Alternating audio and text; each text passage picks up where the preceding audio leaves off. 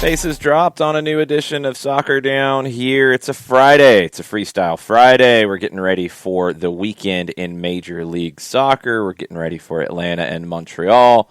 We're getting ready for a full soccer capacity stadium at Mercedes-Benz. Should be very interesting to hear a full crowd again. It's been a long time. It'll be very cool. We're looking forward to it. We'll talk about anything else you want to get into on a Freestyle Friday as well. Tweet at us at Soccer Down here. Join us on the Twitch pitch. Send in your questions. Twitch.tv/Soccer Down here as well. John and I called Georgia high school playoffs last night. We'll be doing the same again tonight. We were lucky. We had two good games, two close games in 5A. Both were very entertaining. We had a winner late in the boys' game with McIntosh beating Johnson Gainesville 2-1. Winner was in the last 80 seconds or so? Yeah, minute 17. So the way that I'll always remember it is Jackson Johnson wearing 17, scoring with a minute 17. Against Johnson.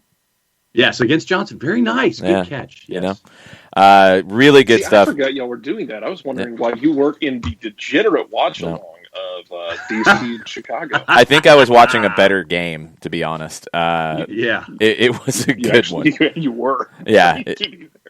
It was a good one with McIntosh and Johnson at Gainesville.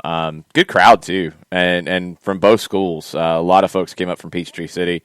A lot of folks came over to McEachern High School from Gainesville. We had vuvuzelas, we had horns, we had sound effects going on during the game. Megaphones, yeah. It was very cool. It was a lot of fun. I did see the scoreline of that match last night, Jarrett, and I watched the highlight because I think there was really only one. How bad was it? It was going to say so bad that you stunned him into silence. And trying to find the right way to express this in a family-friendly way. It's a good goal from DC. It's bad defending from Chicago, which we've come to expect. Chicago has had the first half of the opening game this season where they looked like they were going to just roll offensively. And the first 5 minutes of the second half at Mercedes-Benz Stadium, that's been about it for Chicago. That they've been able to consistently put things together. A couple saves from DC late, not anything like save of the week worthy, but just good, solid saves. And it got to the point there was a stretch where I'm just watching this thing and I don't know what's worse, watching Chicago try and build this up or watching DC try and counter, because there were times when Chicago's throwing everything forward. DC does, they get a turnover, they try and break, and then the pass is just into no man's land, and all it does is let Chicago reset. Yeah, I mean, DC's nowhere near whole at the moment either, and it's a new manager, and they're figuring it out with an injured core of players. Moses Nyman had another strong match. I think people are waking up to Moses Nyman, the teenager, who should be the focal point for them this season in that holding midfield. Chicago, you have to start asking some questions. Raphael Wicke, I think, is trying to do some of the right things. I think they have some talent. I don't know why they haven't gotten over the hump yet. I keep waiting for them to break out because it feels like it's close. It just hasn't happened, and if anything, I feel like they're taking a step back. And I don't know exactly what the cause is. So Chicago's a team I think you have to keep an eye on in terms of progression here. And does the seat start to get hot on Wicke in his second year with the club kind of taking backward steps rather than forward steps? And I think the competition is better in the East, but still, I expected more from Chicago. A little disappointed. Yeah, I'm much more, if I gotta pick someone to be higher on, I'm higher on DC after that game because, they are crippled as far as injuries go, and they are also trying to put in something new. It's, you've already had the manager say as of week 1 or week 2, they weren't physically fit to run that 90 minutes. And I think they're getting better. I mean, it's not perfect, and you can see that I think there's talent deficiencies with DC's team for sure. But it's at least it's something you can look at and say, like, oh, they're still working to this. Whereas Chicago, I mean, Chicago might still be working to it somewhat because of some of the moves they made in the offseason. But I'm a little bit more, I guess, a little more bullish on what DC's finished product could potentially be. But we'll have to see how the talent plays all that out for both of them. No, 100%, because DC has a plan of where they're headed. That's always going to be, I think, more appealing. Hernan Losada has a way he wants to play. He has some very strong ideas about the way he sees the game. He doesn't have the talent to pull it off at the highest level right now, and that's going to take time. He's got to get guys healthy first. But they know where they're going. Chicago, I think what worried me the most was a couple of weeks ago, I noticed that they changed away from the 4-3-3 that they've been playing for so long to play a line of 5. And that raised a few alarm bells for me, just because why are they shifting away from their strengths, which should be possession, which should be that midfield that is very talented, which should be control of games in that manner, to getting an extra player back? And it wasn't like they did that to push the outside backs higher, to do anything with that. Nothing else really changed. It played more like a line of 5. It was disappointing to see. Jason Nixon, I saw the tweet, and I can't remember where it came from. Nick said there was some tweet blaming Chicago's issues with a lack of MLS experience in their head coach and their staff. He's been here for over a season now, and I know 2020 was a weird season, but it's getting worse now when he would know the league better than he did when he arrived. So that's an excuse that gets thrown around a lot, and does it apply to some folks? Yeah, it does. It does. But, I mean, Wiki was even in the USU 17 managerial job, and, I mean, he knew the league more than Gabriel Heinze did when he came in, and knew the league more than Tata Martino did when he came in. And, you can find managers that it's worked. You can find managers that it hasn't worked. You can find managers with a ton of MLS experience and it hasn't worked. Curt Onalfo is a prime example. Curt Onalfo played in the league. He's an assistant coach in the league for a long time. And the last 2 jobs he's gotten as the head guy, he didn't see the first season out. It's not always a guarantee the other way either. I'm not even looking at that aspect of it because this is year 2 for Wiki. I'm just wondering what's happening with this group. Burns says their midfield has looked worse this season than last year. I would agree with that. And I thought it should have been better now that you get Luka Stojanovic in. Bernd also said he likes how DC plays. They're watchable. Not a ton of talent, but a good system. Losada is going to be a fun one to watch. He's going to be an interesting one. I'm still waiting on Paredes. I know Bernd is a big fan. Moses Nyman was the teenager that I've been higher on in DC. Jason Nix blames the Chicago performances on their logo. Just probably more valid than the experience thing, to be honest. Maybe they had a Chicago deep dish before they played. That would do it too. Well, they were in DC. Because that'll sit low in your stomach, and that'll really bog you down. No, had nothing to do with it. They were in DC. If they ate Chicago deep dish in DC, then they've got their own problems, and they don't have to use that as an excuse. It's a good win for DC, especially as beat up as they are. We'll get into the rest of the weekend in MLS here in just a minute. We'll run through the games and give you our thoughts. Some other stuff in the soccer world yesterday. Borussia Dortmund wins the German Cup. Jadon Sancho, 2 goals. Erling Haaland, 2 goals. I saw a tweet about Haaland. Said he was a monster and he enjoys monstering. Okay. Yeah. That about sums it up. Dortmund has won 5 trophies, and hey, I'm just going to read a line from the BBC article, and you guys can take it for however you want. Julian Nagelsmann, who is taking charge of Bayern Munich next season, had been hoping to sign off with his and Leipzig's first piece of major silverware. He's going to Bayern, where silverware is the expectation, and he didn't get it done here. I don't think he's going to go fail at Bayern. It's the expectation versus if you don't, you're getting fired. Like, it might be a step above the word expectation. Well, let me go a step further than that one then. If it looks like you don't, you're getting fired. Because that's what happened to Niko Kovac. is it looked bad, and see ya, bye.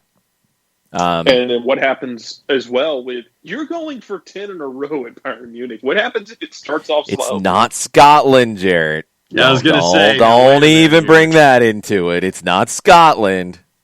It's a decade, though. It's a nice round number. It is. It's not this mythical number like it is in Scotland somehow. It's still a nice round number, and it's a decade. It's a decade of dominance. You can spend that however you want. I don't want someone ruining my decade of dominance.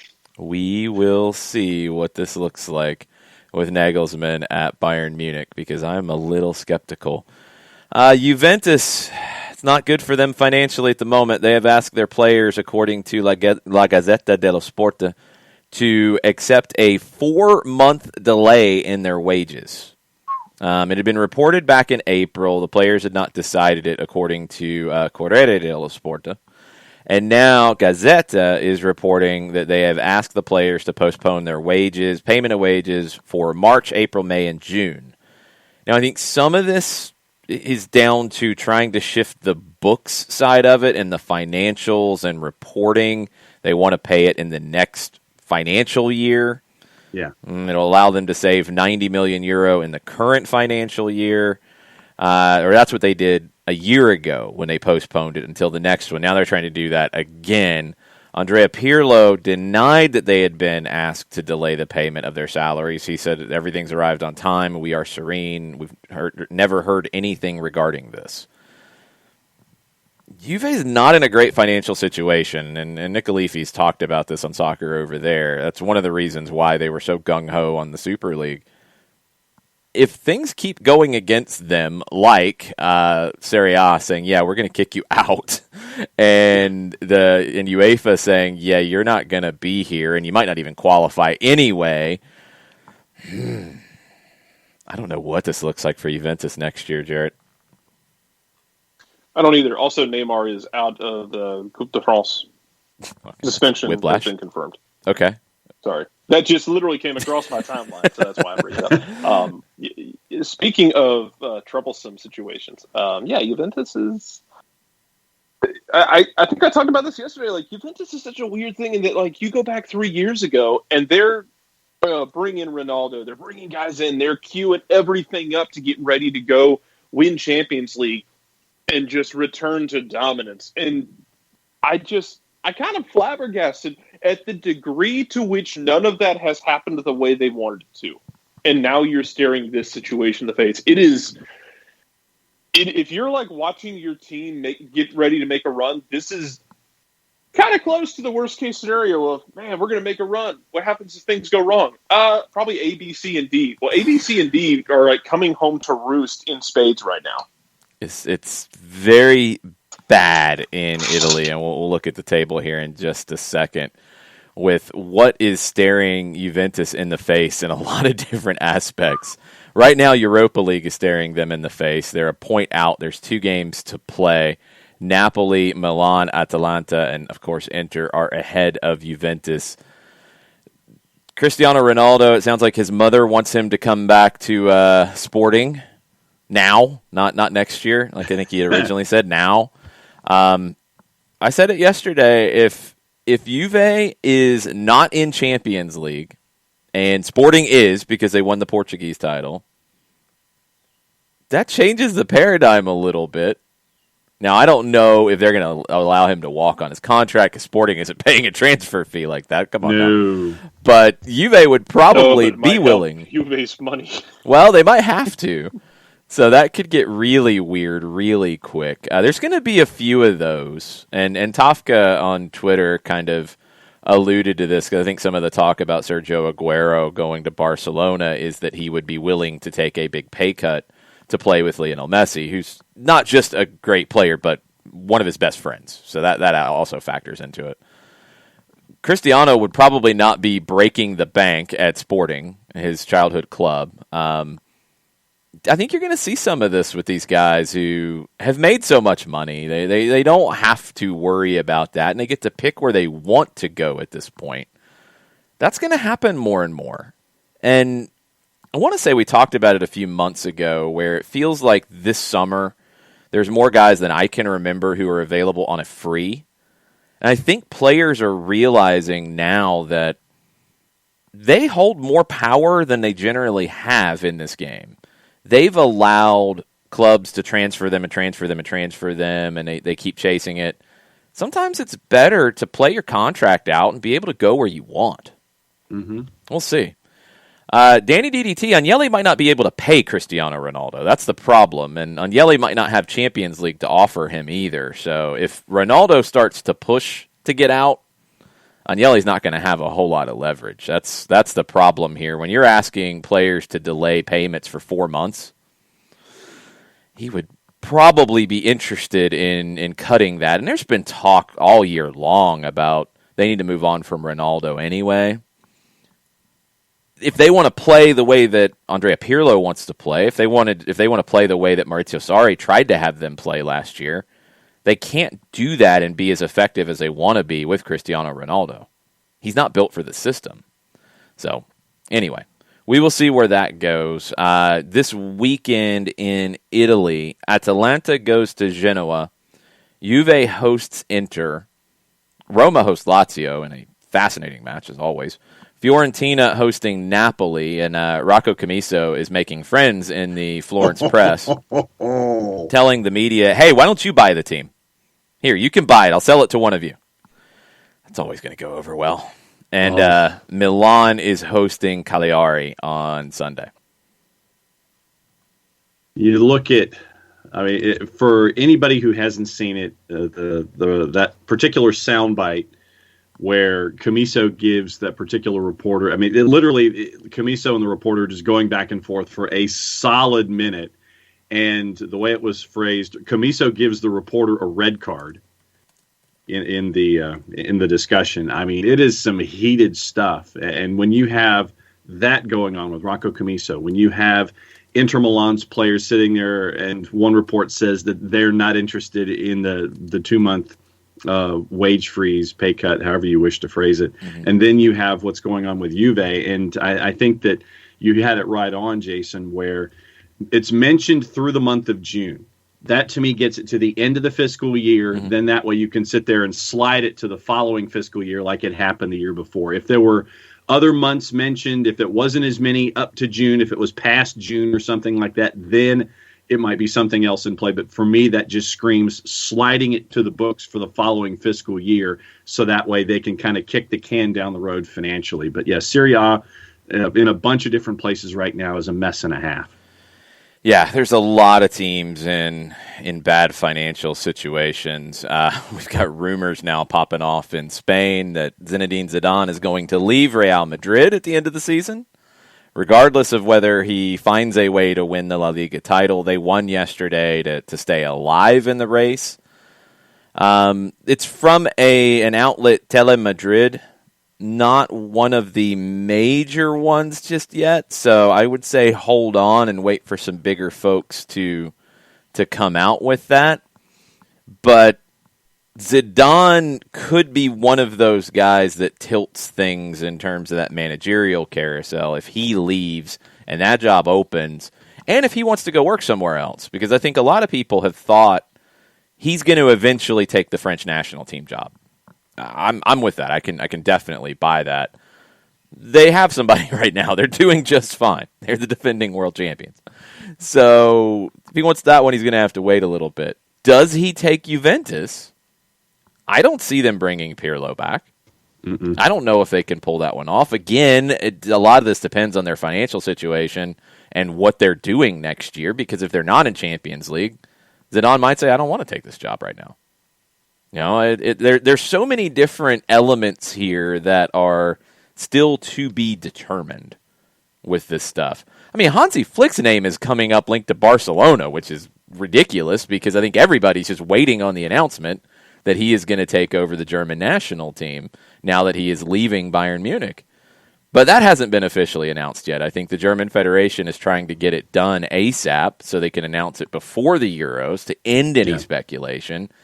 But there's reporting out of Spain that he's on Barcelona's list if they decide to move on from Ronald Koeman. I mean, this is where we're at right now. It's stupid.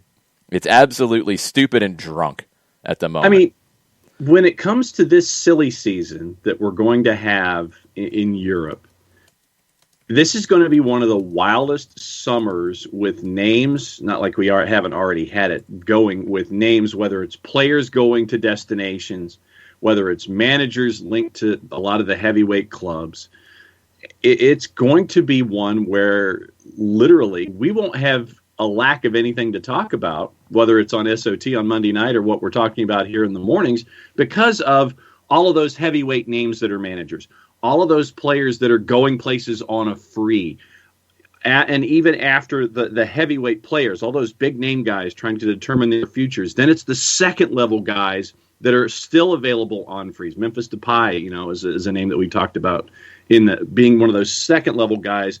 When all of the heavy dominoes settle, then you've got all of those really good second level players that are below the superstars that are going to be looking to find homes. It's going to be one of the crazier off seasons. I'm looking forward to it just to see where all the dominoes fit. It's going to be a crazy off season with the Euros, with the Gold Cup, with the Copa America, with World Cup qualifiers in the summer window as well. All of the national team stuff and players who are going to be linked to moves are going to be playing with their national teams. So that's going to just get absolutely chaotic. Mm-hmm. More managers potentially up for moves than I can remember in a recent year. There's so much that will be going on in that silly season window that get ready. Your head will be on a swivel. And it's going to be fun for us to kind of see where all the dominoes fit and then plot how it's going to be for next season, just with everyone who's in play, who's in play that won't come back from a managerial perspective, who's going to sit for a year, who's linked to everything under the sun right now. And, hey, maybe Cristiano does go back to maybe he does go home, but I don't think it's this year. I don't know. I mean, that's Holland go to England because he's not ready yet. He's not ready yet. He's going to need time to adapt to England. Erling Haaland, of course. Yeah. He won't be ready to handle that. Anyway, Cristiano, I think so much of it depends on what happens with Juve about Champions League and the off-the-field potential punishments from UEFA that could rule out Champions League even if they do qualify. That's going to factor in. Their financial situation will factor in. We're hearing so much more now as things bubble up about financials, now that teams are getting to the end of their financial year. I think you'll see more moves based off the financials this summer. And that's going to be a little shocking, potentially, at some clubs, where they're going to have to slash budgets. Just because now you're finally getting the full effect of COVID on the finances. And there's going to be some teams that have to fix the finances in a big way. The reporting on Zidane, just to make sure it's confirmed, it is coming from a site in Spain. It is not AS, it's not Marca, it's not Sport, it's not one of the major outlets. But there's reporting that Zidane has made the decision to leave Real Madrid. It's been speculated off and on all season long, I think. So it's not completely out of place, but it's not from a major outlet yet. There was some talk that he was going to leave. Then there was some talk that no, he's going to stay. Then it was he was going to leave. Then he's going to stay. Now, they won yesterday. They beat Granada. They are 2 points behind Atleti, 2 games to go. Barcelona are 4 points behind Atleti. It's Atleti's to lose. Again. Yeah, I mean, they're back to that after, stumbling, but everybody else stumbled. Simeone's going to chew you out. Atleti should get this done. I don't know if winning the title makes the difference to Zidane. I don't know if he wins it, he decides to stay. They're in the same situation that Barcelona and Juventus are in with potential punishments from UEFA. That could be catastrophic. And there's some reports I saw an ESPN Brazil, courtesy of Juan Arango. Barcelona's looking for money right now. There's reports of them seeking a $500 million loan for next season. So all of that stuff wrapped into one, all of those clubs could be looking for new managers next year. All of those clubs could be looking at big potential exits on the player side. And, as always, at those clubs, they're looking for potential new faces that are big names coming in. It's going to be absolutely chaotic. UEFA needs to make a decision ASAP on this so things can start to shake out a little bit. It's just, I look at this, and you have clubs who still haven't disowned themselves from the Super League. And you're going, okay, do you understand the gravity of the situation here? Apparently you don't. No, they don't care. The Naughty Nine have got their 5% penalty for future purchases. That's on the books. We know that. Who's calling them the Naughty Nine, by the way? I did now after having a pony excess. I think John just made it up. I'm just making sure. After I had a pony excess we're going to make it stick. I'm just making sure. We're going to make this stick. I'm just checking. And then you're stuck with Brutus, Cassius, and Caesar as your final three. And you're going, it's like, Somebody dude. read the 34th canto. Jesus, Dante. I know, really? What? But you're going, it's like, dude, you want to sit there and grab them by the lapels and just sit there and go, dude, do you not understand what you're doing here? Apparently you don't. Your ego has gotten in the way once again of getting yourself out of a situation instead of sitting there and talking about the viability of something that isn't viable.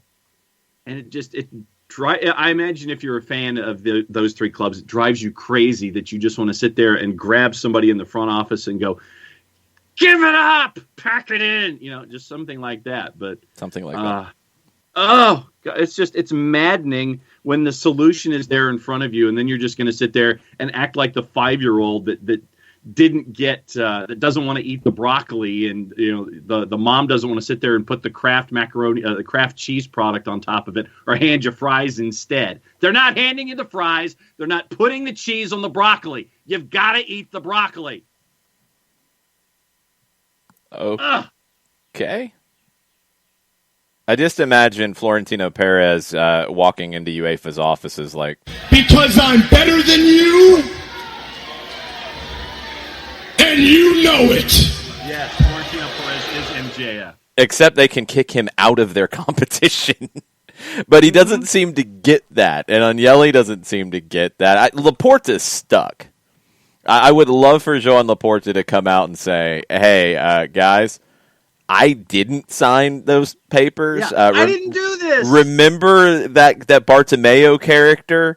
He said when he was leaving his last day, oh, yeah, I signed up for the Super League. Bye. Yeah. And if he signed anything that's binding, and we don't know, there's been talk about, those 9 teams, the Naughty Nine, having to pay some kind of a penalty, I guess, to the other 3, and is that why they're holding on to this? That's been speculated.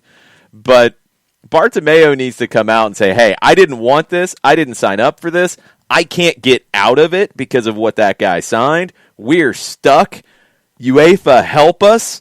That's why we got rid of this guy. We need to get out of this. Like, something needs to be done on that end. Florentino Perez and Andrea Agnelli were the 2 who were behind it the whole time. It's not a surprise that they're the ones who don't want to give it up. But at some point, you got to realize your goose is cooked. It's over. It's not happening right now. If you're going to try to do it again later, well, maybe actually have a full plan. Maybe actually have a better logo than something you outsource to Fiverr.com.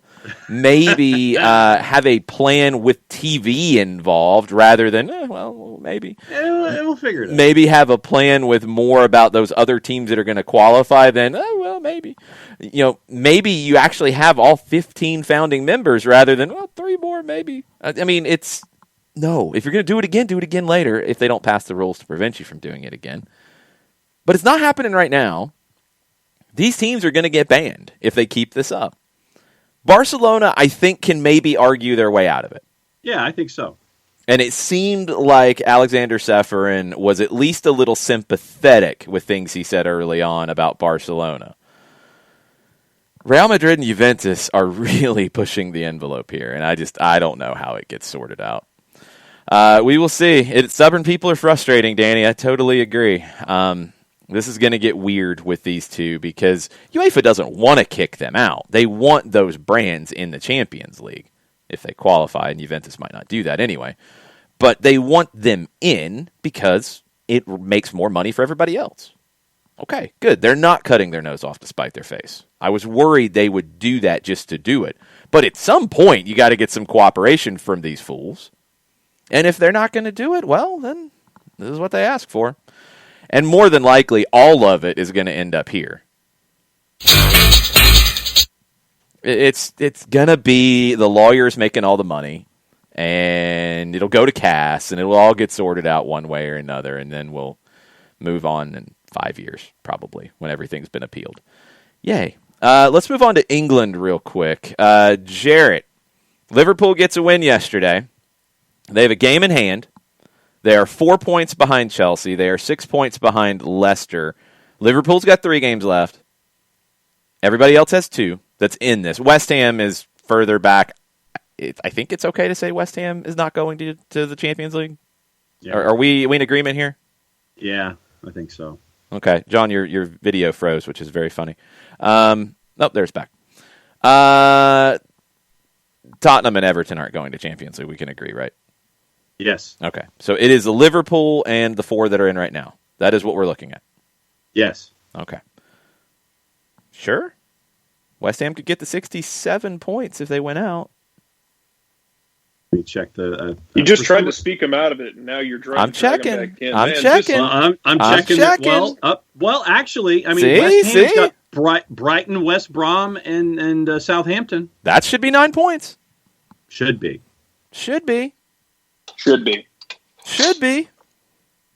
West Ham's lost 3 of their last 5. Should be a dangerous word. 3 of their last 5. West Ham has lost. But Liverpool's won back-to-back. They are the team that everybody's looking at right now. Makes 4 points behind Chelsea with a game in hand. You win the game in hand, you're 1 point back. Liverpool, last 3 games, away to West Brom. They go to Burnley, and they host Crystal Palace. That should be 9. That should be 9. God, imagine if West Brom completely shatters this race.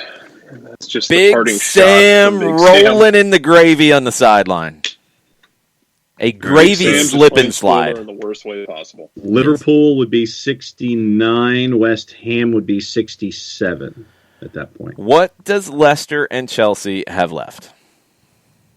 All right. So Leicester has 2 left, and their first one is Chelsea. Well, wait a minute. FA Cup. Is that the FA Cup match? No, I was looking at the... They have a league match. Yeah. What about the FA Cup final that they play each other too? Yeah. Hang on. Let me check I want to get it right.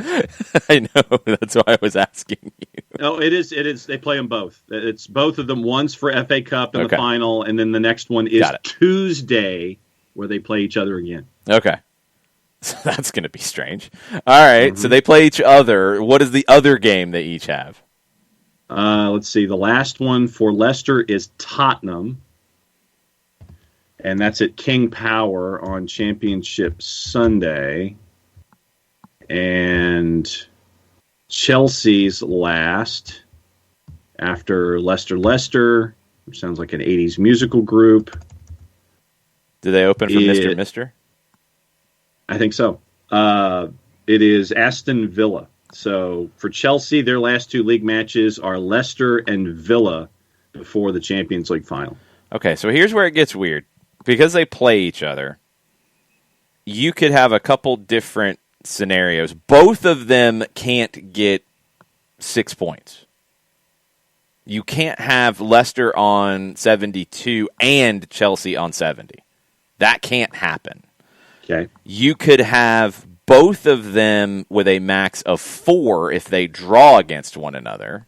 I think that's what happened. So Leicester would go to 70 and Chelsea would go to 68 if they win their other game. Or you could have one of them potentially with 6 if they win both, and the other one only with 3. And that's where Liverpool comes into play. Because they play one another, it does bring Liverpool in, and it maybe brings West Ham into the mix. Because you can't have both of them getting max points. A draw would be the worst thing for both of them. I don't think it ends up in a draw because somebody's going to have to go for that. Yeah. I really don't think that ends up in a draw. I think somebody is in a bad way after that game just because if it is drawn late, that's That's really risking a lot. I think somebody's got to open up and really go for that if it is a draw late. But then you've got them, you've got the FA Cup aspect of it as well. So you're playing twice really short succession. This is really complicated. Jason Nix, you should be nervous as a Leicester fan because this is really awkward at the moment. Now, you guys have won 3 out of your last 5. You've got 1 loss. Chelsea's in the exact same situation in their last 5. Liverpool has not lost in their last 5. They've had a draw where the others lost. This is going to go down to the wire. And I didn't think it would. I thought Chelsea would seal it with a win. They lost. Leicester had that loss in the last couple. That's opened the door for Liverpool and maybe even West Ham if they can get it together. Mm. Well, they've got 3 winnable games. So, you have to consider them getting to 67. Yes. You have to throw that into the mix. And if that happens and Leicester beats Chelsea, well, then Chelsea could only get to 67. Yeah. It could get weird. It could get weird. That's Championship Sunday is going to be a fun one for those of us not attached to any of those 4 clubs. It's going to be fun on that end. A lot of times I think Championship Sunday is fun on the relegation side. That's all done. So there's nothing to worry about there. Domer is freaking out. Chelsea fans, they freak out. That's what happens. We're not surprised by this. Does Chelsea end up with 2 trophies? Does Chelsea end up with 1 trophy? Does Chelsea end up with 2 trophies and if they get 2 trophies, they're in Champions League next year. Do they get into Champions League by missing out on the top 4 but winning the Champions League? Is that how they get in for next year? Do they get nothing? Do they lose the finals and miss out on Champions League next year? That could happen. I think they. I still think that Manchester City gets Champions League. They win the Champions League. Yeah, okay. I think that Manchester City beats Chelsea in Champions League. Okay. And because I have to stick with that prediction. Just because you said it months ago and things have changed, and that's not really how we prognosticate. But okay, that's fine. No, I'm sticking with my prediction. I've always thought that Manchester City was the best club in the tournament, and they've made it to the final game of the tournament. Sell it in this way, that nothing has changed to make you back off of your opinion, not just because nothing you said has it months changed ago. to make me back off of my opinion in the last. That sounds better. Because Chelsea's changed to me over the years. So over the season, Chelsea has changed to where I am bought in on Chelsea having the ability to win, although I am questioning it after their recent loss. I might have to revise as we get through the next week with the Blues. Sorry, Domer. Yeah, I just I think that Leicester-Chelsea match, that's going to be the one, and I still think that it's 4 points in those matches for Chelsea and Leicester. I just think that trying so hard, sometimes you don't get it, and both teams end up being frustrated. So I look at it right now as Leicester at 70, Liverpool at 69, Chelsea at 68, West Ham at 67. So you've got Chelsea winning nothing, and not getting to. So you think Leicester's going to win the FA Cup? Oh no, I think Chelsea's going to win the FA Cup. I was talking specifically Premier League. Is there any logic behind that, or just No. Okay, fair enough. No, I think Chelsea, with what we've seen from Chelsea under Tommy Tuchel, I think they get FA Cup. I think when it comes to the Premier League, I think that they finish 5th. And because of that back-to-backer with Chelsea, I think that those last 2 matches, I think both Leicester and Chelsea end up with 4 points. All right, tell me this, because this is where I'm confused. And Sean, I'm confused too. Okay, so you believe in Tommy Tuchel enough to win the FA Cup final, but not to beat Leicester again a couple days later. Right. Why? Explain that to me. I think that, look, there's no logic attached to it, but I think that because you're a couple of days later, you're trying to, sometimes you try so hard that, you're saying that someone's going to try and you'll end up with an end result with one team winning and the other team losing. I think that sometimes you try so hard that you cancel each other out. And I think you're going to end up with a draw. It's probably going to be a very exciting draw. I just don't see a lot of goals scored in it a couple days after you've played each other in the FA Cup in a game that means more for European positioning. So I think that it's going to be a very exciting match. I'm thinking 1-1 or 2-2. I don't think anything's going to be resolved, and that's why I think that both teams get 4 points in their stretch run. I don't think you can predict that game until you come out of FA Cup, because if FA Cup is a blowout win for somebody, we're having a different conversation. There's just so many different things that are mixed in here. I think it's a lot more complicated than that. I think Chelsea has a trophy, and I think Chelsea qualifies for Champions League next year. I do think they get that done. I think they win the Champions League. It's a little hard for a team like Manchester City, who will do everything possible to prepare, but when you don't have competitive games, when you're in that zone, you kind of wind down, you take your foot off the gas. It's hard to get back up to that. Chelsea will be in big games from here on out. And, I always think back to Manchester United in '99 when they did the treble, and every game meant something down the line because they didn't have the league sealed up. Like, that wasn't sealed up either. So you get into a rhythm of every game is a final. We've heard Zidane say that like every week. Okay. It's harder, in my opinion, to have meaningless games and then be in a final than to be on the other side with a pretty deep squad to be able to keep guys fresh when you're honing in that every game is a final mentality. We'll see if Tuchel can manage the squad and keep that going, because it is a lot to ask. There's a lot of big games for them. I believe that they can get it done. I believe in Tommy Tuchel. I think we can get this done if Tommy Tuchel can keep that mentality sharp. And that's going to be the hardest thing for them, just because it can wear you down after a while. Jarrett, what do you think about this Final Four in the Premier League? Who do you think gets it? I have picked against Chelsea pretty much since January, and I can't bring myself to do it again. In terms of getting in that Final Four.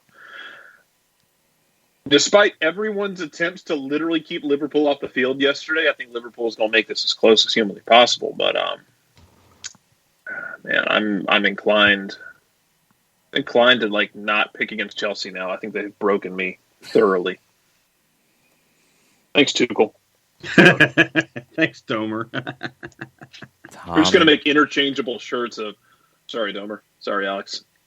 Well, see, sorry Alex is sorry Alex has to be black with white letters, and sorry Domer is probably blue with white letters, I would think. Alex, yeah, or we can just get like the one with the analog clock design where we can customize it however we want. We can just change the name according to who we're talking about. Alex and just make the sorry conditional. Yeah, Alex Bassine's just celebrating Steve Bruce being named Manager of the Month. Oh my God! Tells you all you need to know. Manager of the Month, Steve Bruce. Wow.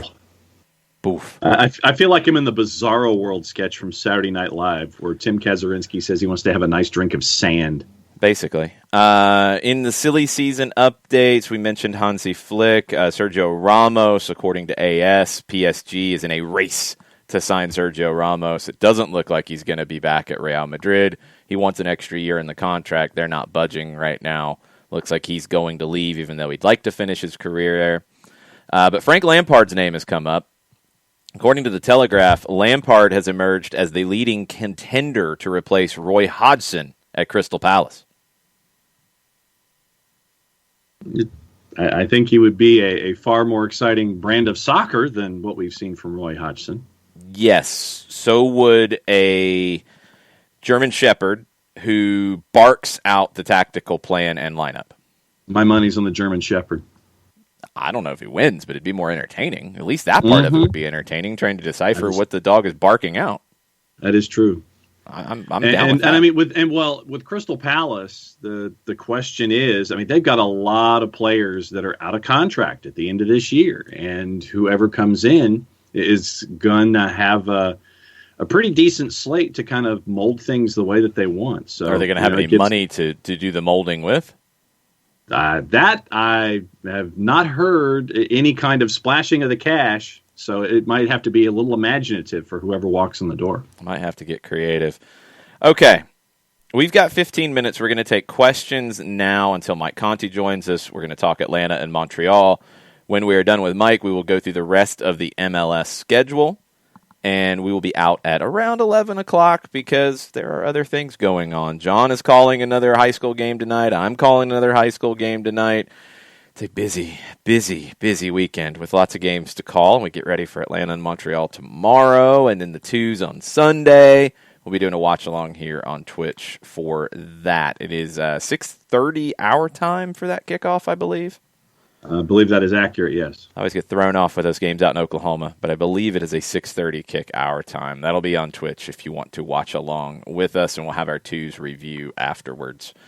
Questions on the Twitters, John. What do we have? Let's go back to Tafka, and Tafka has a soccer over there-ish question, which I don't have the answer for, and maybe those of us in the Twitch pitch and here on the show can. Okay. He says, random, but can y'all give a 2-minute explanation of how the Belgian league operates? The championship round has Club Brugge at 39 points, only having played 39 games. It's complicated because if I remember right, they do have a playoff. Yeah, it's like the championship round, I think is how it's phrased. Well, yeah, but it's a playoff. I don't care what they call it. It's a playoff, and I know that's bad words for some, but it is a playoff. The top 5, let's see, top 4 go into the championship playoff.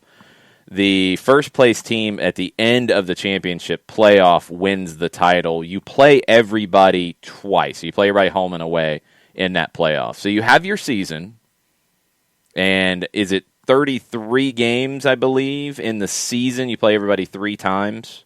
Yeah. Let me double-check that and make sure I've got it right. That sounds right. I think that's right. But you play everybody in your season, then the top 4 do a double round robin, and that is your playoff. So it's a group stage playoff, but it's a playoff. That is how Belgium goes. Then Tafka's follow-up, he wants to know, where are we on the combined league with the Eredivisie? Nowhere. I mean, really, because I think the last thing that was said was the Belgian clubs are like, yep, that sounds good. We're in. And the Dutch clubs haven't said anything. So it's just still theoretical at this point. I think you play everybody twice. It's 18 teams in the league. So in Belgium, I think it's a home and away, so 34 games in the regular season. Then the championship round, you play 6 more games. Right. So and the winner of that wins it. Right. Colonel with a note out of the Skybet Championship playoffs on Monday. 3,000 supporters will be allowed in the Liberty for the home playoff leg for Swansea. Attendance determined by a lottery limited to season ticket holders who kept tickets. Tickets for the winners are free. Class act by the club. Yeah, very cool. You're going to have fans in the stands in the Premier League this weekend, right? Yes, because every team was allowed one home game with fans before the end of the year. So you're at that point now. So you'll have that. The playoff in the championship will have some fans. It sounds like in Spain you're going to be allowed to have up to 30% of stadiums. I don't know if that is countrywide or if that is only in certain locales, but that was approved. So it's starting to ramp back up. It's not ramping up as fast as it is here, and that's I don't know. I'm not a scientist. I really, truly don't know what the best way forward is at this point. Everybody's heard the CDC recommendation from yesterday. We'll see how that plays out.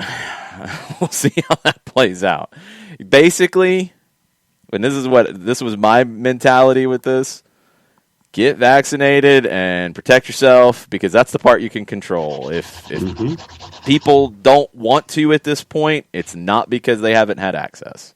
At least around here in Atlanta. Maybe if you get out into the rural areas, there's some parts where they have not had access to get vaccinated. Here you can walk into a Publix. I think you can walk into a CVS. You can walk into Mercedes-Benz Stadium.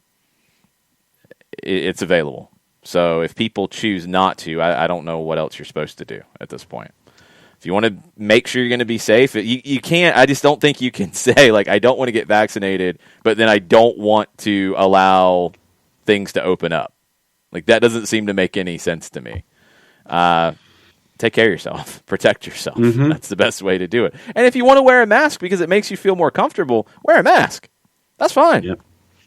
I mean, that's something that, in a lot of cultures, like, that's just common in flu season. So if you want to wear a mask if it makes you feel more comfortable. But most importantly, get vaccinated so you can be safe. Yes. It's just, I don't know.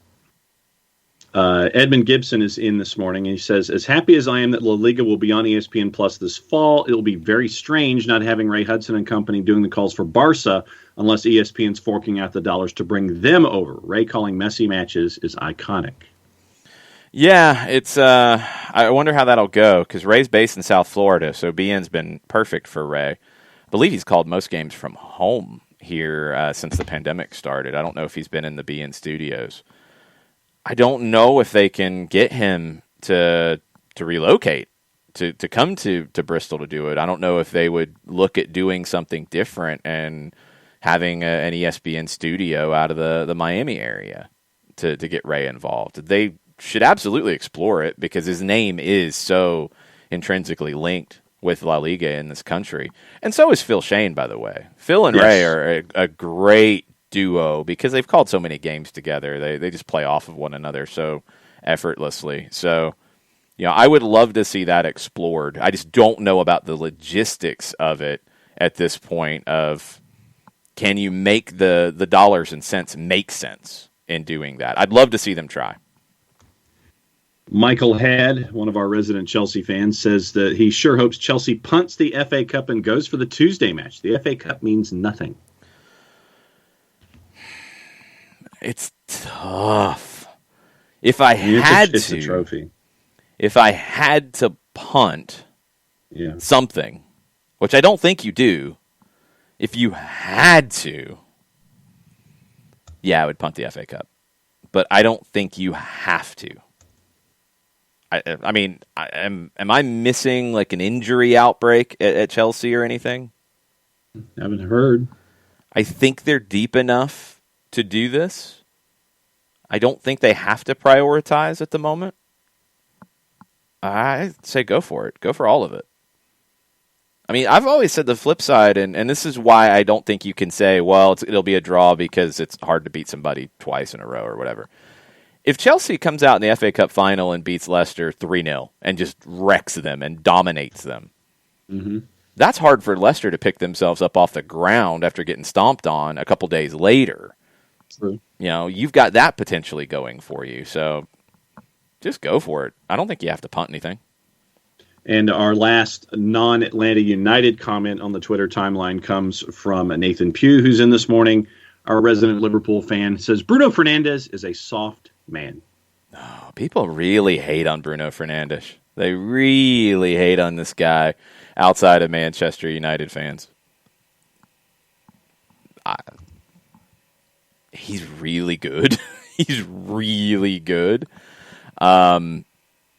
He's put in a lot of minutes, though, especially down the stretch. Yeah, no, he's played a ton. I mean, look, I think Manchester United's done as well as they could possibly do this season. I think Ole's gotten the most out of that group. Bruno's a guy who's going to be a lightning rod for a lot of people. I don't think it takes away anything from his ability. Maybe he is a soft man, as Nathan says. Maybe he does look for those free kicks and look for those penalties. There's a long list of players who do that, and Mo Salah's at the top of that list as well. That is true. All right, Jarrett, getting into our Atlanta United questions on the timeline. First comes from Shiva here on Twitter. Finally, a home game this weekend with 2 exclamation points. Considering Montreal's short rest and Atlanta's fresh legs, is it a must-win for Atlanta, not for the purpose of points and standings, but to make a statement? What do you think?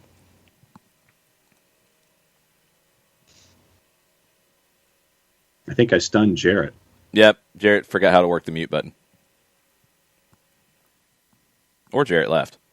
No, he's on the mute. He's still in the system. So I was going to ask Mike the questions also that are a part of the timeline as well, because Shiva's in with an Atlanta United question.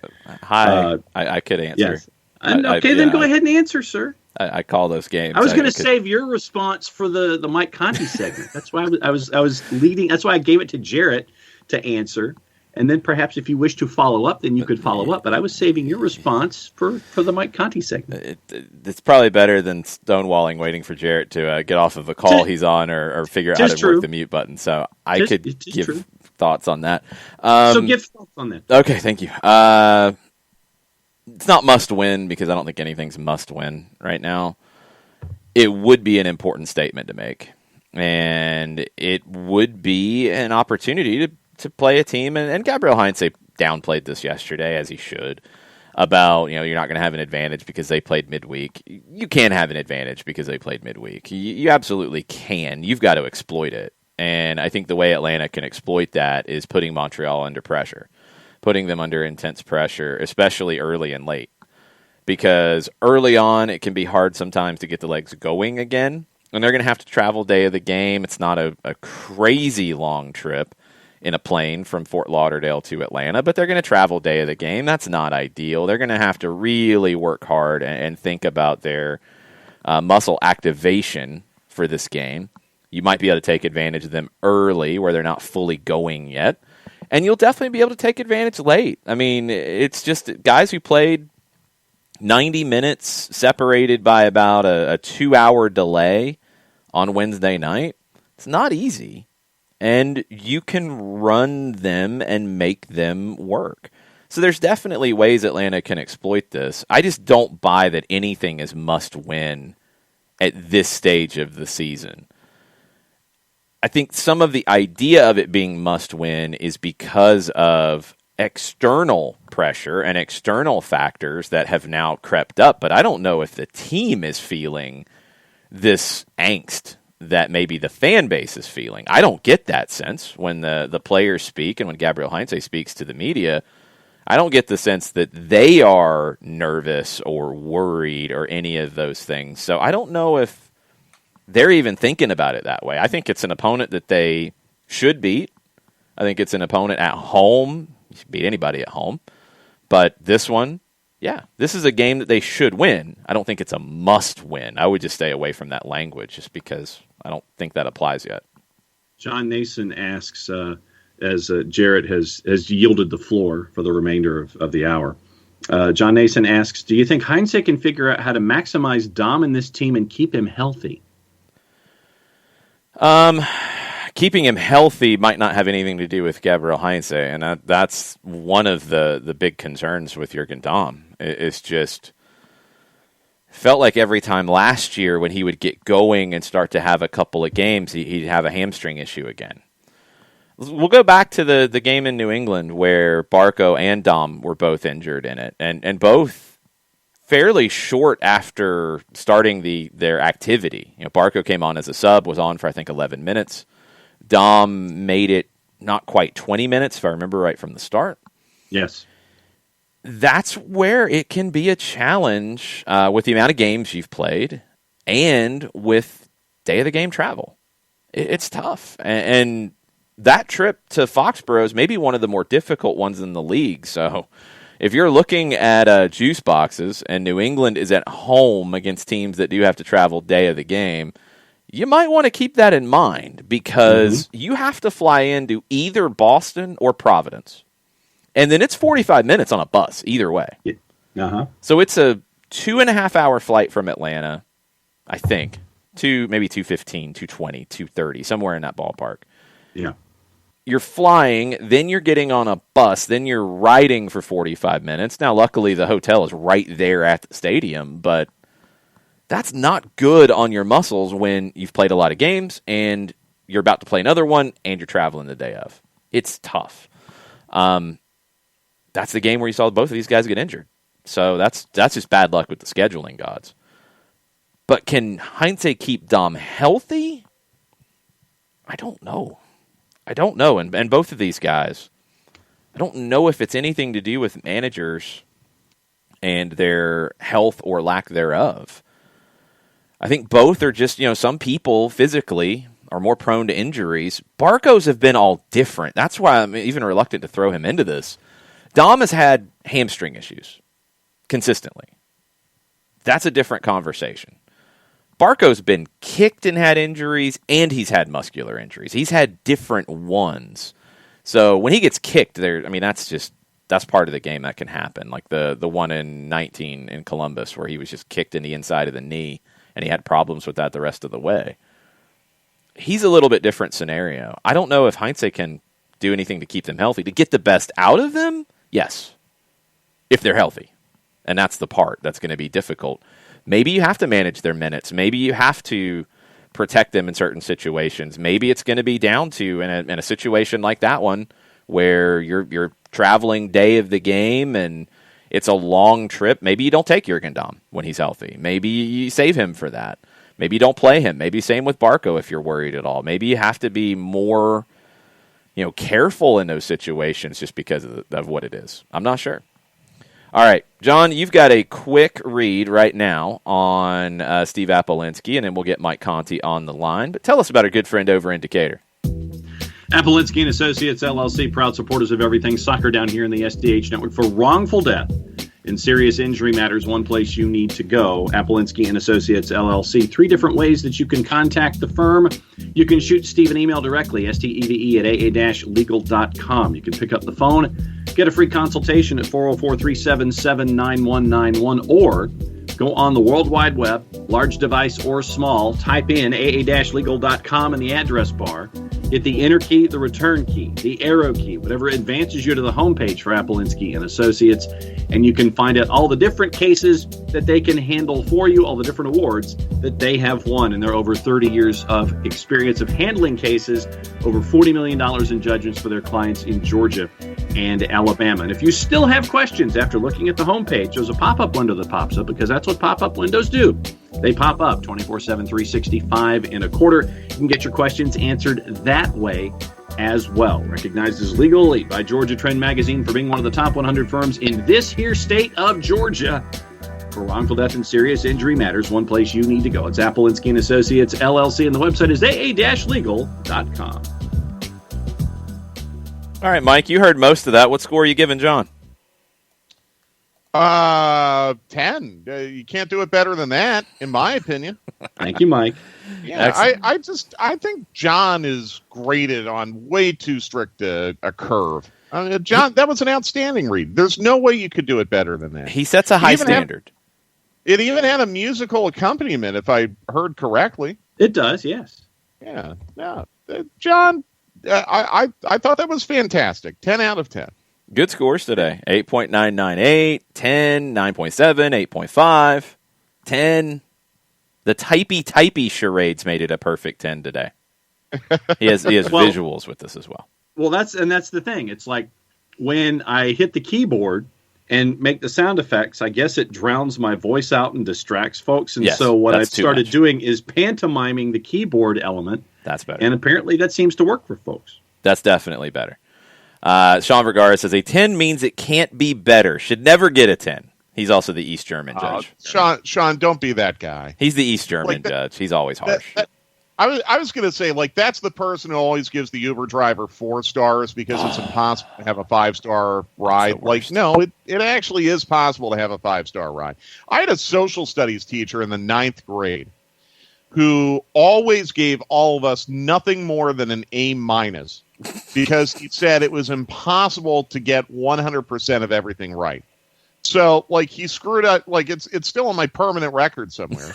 He screwed up my GPA my freshman year of high school because he had that, and he did it for everyone. I mean, I'll give you an example. There was a girl in my 9th grade social studies class, went to Harvard, then went to, I think, Oxford or something crazy for post-grad work, is now literally curing cancer for the FDA, went on Jeopardy and won. And the only non-A or A+ she ever got was in that guy's class because he said, well, it's not possible to do A-level work, even though it was, in fact, possible.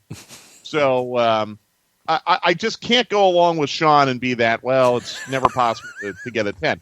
Because it is possible to get a 10. It is possible. Nadia Comaneci did it. I mean, think about that. She is literally curing cancer right now. She's a Jeopardy champion. She went to Harvard. And you get an A-. But oh no, 9th grade social studies teacher says it's not possible to do perfect work, so I'm going to have that blemish on your permanent record. Absolutely ridiculous. I wonder how he feels about that. I'm the one that gave her the A-. I'm the one that drove her to perfection and all these things. Oh, I hope he's not that guy. No, he's not that guy either. I don't think. That would be the worst. And the funny thing was, he was a great teacher. He was a phenomenal teacher. I really liked him. Great teacher. But he was just, one of those guys. Oh, man. Okay, I didn't see that one coming this morning. I like it. All right. I got to defend my guy, John. Yeah. No, that was a really good read. That was one of the best I've heard. Well, and apparently these spirit fingers for the keyboard are winning people over. Yes, you're hitting on some things. Now, don't change them because you want to mix it up. When you get some things that work, keep rolling with it. Sometimes the opposition's a little different. You have to change your formation. Okay. Anyway, Mike, Montreal, what'd you take out of their midweek match? They had to sit around for 2.5 hours for a lightning delay. I hope that might help Atlanta United a little bit on Saturday. That really stuck out to me. But no, I mean, Bjorn Johnson, 2 goals. Looks like he rotated a little and got away with it. Wanyama was completely out of the team, I think, on Wednesday. Kiza, I think, was completely out of the team. So he rotated a little bit, and he got a 2-0 win. And it was not really a Miami-like match because Miami actually didn't really concede as much possession as they typically do. Montreal, I think, had it 48% of the game. They did outshoot Miami 11-6. So I don't know. It's really hard with these midweek matches to evaluate because both teams are dealing with match compression. The lightning delay may have just completely destroyed any momentum that Miami had. I mean, look, I was doing a Hawks game on Wednesday, so I got home and they were still in the lightning delay, and I fell asleep. So I didn't really watch much of the second. You weren't the only one. I haven't yet. So I don't know if Miami had any kind of momentum that was just completely disrupted. But it's a good result for Montreal. Look, they're in first place. They're at the top of the table right now, 2-1-2. And I wasn't expecting them to be there. And maybe it's a little bit fluky that they're there right now, but they're first place. So they demand our respect. And what I'll be really curious to see is because Wanyama was not on their injury report. Was that just pure rotation, and they're planning on starting him and playing him 90 on Saturday, or was there something more to it that we aren't aware of, and Wanyama's status for Saturday could be up in the air? I haven't really seen much reporting on that. Pretty sure he's available for Saturday. It looks like it was just a rest day for him. And there is a big question about Jordi Mihailovic, who was injured in the match. And 36 minutes. Yeah, people are expecting he will not be available for Saturday. That is speculation at this point. I haven't seen anything official. Wanyama could come into that kind of role and be the attacking central midfielder who's really pushing the team forward. Now, he plays that role very different than Mihailovic, but he can be effective, especially having not played in the midweek. But if Mihailovic is out and if Mason Toye is out and, he wasn't even listed as questionable for Wednesday. He was just flat out. So I don't see it being realistic that he could play 90 on Saturday if he could play at all. That's 2 pretty big losses for Montreal. But like I said, I mean, Johnson had 2 goals. Lapalainen had a pretty good game. It looked like Wednesday night, an assist in 3 shots. Kyoto is very, very dangerous. We've seen what he can do to Atlanta United in a Houston Dynamo shirt. He can be really, really dangerous. So, I mean, you look at this group, you put them up next to New England, next to Philadelphia, next to Orlando. You think, I don't know if Miami really matches up with those 3 teams, but yet they're 2-1-2. So you have to give them credit for playing way above expectations to this point. And they have momentum. They're coming off a 2-0 win. It was technically a road match for them, even though it was played in Miami. So they have some momentum. I think it's going to be a really good match. I would assume Clément Diop will be their goalkeeper. It looks like he rotated even there. He played Pantemis on on Wednesday, so I would assume they'll rotate back to Diop. Not that would be a huge factor, but that's just something to keep an eye on. So let's see. I mean, he played his center backs 90 minutes. Camacho played 90 minutes. Kamal Miller played 90 minutes. Looks like Piet played 90 minutes. Just very quickly looking at the team sheet. This isn't compelling radio. I apologize. Kiki Struna played 90 minutes. Yeah, Raymond Baia played 90 minutes. So, I mean, some guys had to do a lot of work Wednesday night, but I like the fact that he was able to get some guys out of that match, like Kyoto, like Ahmed Hamdi. He was able to get out of that match. We'll just have to see. I mean, it's a really big challenge for a manager like Wilfred Nancy to manage having to go Wednesday, Saturday, and really Thursday morning, Saturday, because they had such a long night there because of the lightning delay. He's got them playing in a 3-5-2 right now, Wilfred Nancy. And Miller, Camacho, Struna has been consistent as the three. He did against Miami, which was interesting, and I don't think he'll do that on the road in Atlanta, but he was able to play Lassi Lapalainen, who's typically a winger up high, but if you're playing a 3-5-2, there's no wingers in there. Played him as a wing back, and Miami wasn't able to really take advantage of that on that right side, where they're really beat up. We talked about that all weekend with Atlanta and Miami. That right side for the Herons is all kinds of messed up. But the midfield with Wanyama, with Piet, Mihailovic has been really good for them this season. And then up top, whether it's Toy, whether it's Kyoto, whether it's Bjorn Janssen, this is a really good Montreal team that is buying in to what Wilfred Nancy wants. It won't be an easy game. I do think it'll be a very open game between these two on Saturday. And typically, Atlanta-Montreal matches are like that. Typically, they are open, at least since Remy Gard left. Yeah, I was about to say, I have a bad bit of flashback to one that was not. Well, but since Remy Gard left. Now, granted, they did not play last year, but those 2019 matches with Wilmer Cabrera were open and fun. The second to match last of the year in 2019 up in Montreal, Atlanta United controversially had a game-winning goal ruled out there. Played to a really, really fun, compelling 1-1 draw. Even in 2018, when Remy Gard was the manager, again, a really fun, open 2-1 Atlanta United win. Road matches, but still. I think this is going to be a lot of fun. I agree with you. I think Montreal probably comes in here feeling like they don't have a lot to lose. Maybe playing with a little bit of house money right now. And maybe I'm not correctly perceiving how some teams in this league feel about coming into Atlanta. Maybe it's not as difficult as I perceive it to be, but I would think Montreal probably feels like they've got a little bit of house money. They got a road win midweek, again, in their different locker room.